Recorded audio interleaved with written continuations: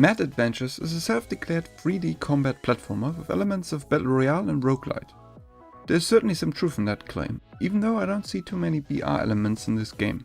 Before its name change in November 2022, the game was known as Baka Adventures. Now that's a name I've not heard in a long time. A long time. Every match consists of 4 rounds and a boss fight level at the end. The game can be played in online lobbies as well as solo offline play. Players meet up in a hub area before a new match starts.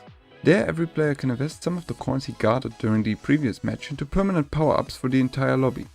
Progress, however, doesn't carry over into other lobbies. It is based on each lobby and not the players. Some of the power-ups allow you to jump multiple times in a row to have more health, increase your movement speed, collect more coins in the stages to knock back other opponents further, or to do more damages to the bosses. These power-ups can be upgraded infinitely for increasing cost. It is pretty funny to see the difference between a default lobby and one with tons of upgrades enabled. The hunt for coins to finance upgrades can also be a good replay motivation.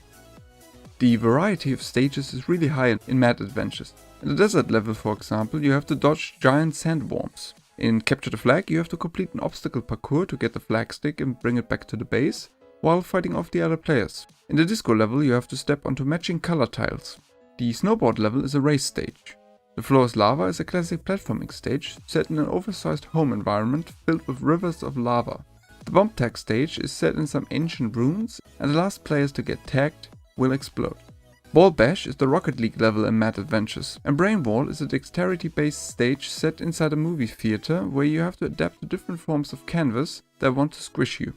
Parkour Island is a Pirates-inspired platforming level, and then there are also 2 different boss fight levels in the game. This diversity of gameplay ideas is probably the game's biggest strength, and together with the constant combat against other players keeps it fresh throughout the game. Movement and jumps feel pretty precise in Mad Adventures, which is important since platforming plays a big role in most stages.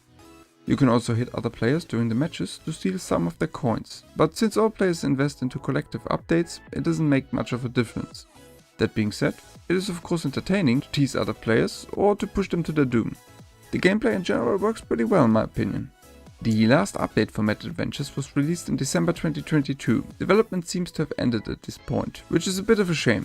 There was definitely some potential in the game. The previous content updates always added some good stages to the game. After this, the player base has been shrinking significantly. You still have a daily player peak between 5 and 20 every day, but this also means you won't find lobbies at all times. In my experience, a lot of the lobbies in the last months have also been closed groups, which kick new players seconds after joining their lobby. Nonetheless, you can still occasionally find some enjoyable lobbies. The game is initially also fun in solo play, but certainly better with online matches. Mad Adventures is a pretty fun game. I like how it matches different genres together and has a really good variety of different levels. Apart from the 2 boss stages, no 2 levels play alike and they are all actually pretty well done. The biggest downside are the lack of players and updates. Despite that, I would still definitely recommend at least giving it a try, if you're interested in varied gameplay activities or minigames. If you're playing with friends, then it's an even easier recommendation. Mad Adventures gets a 7 out of 10 from me. In this sense, thanks for watching the video, and I hope to see you in the next one.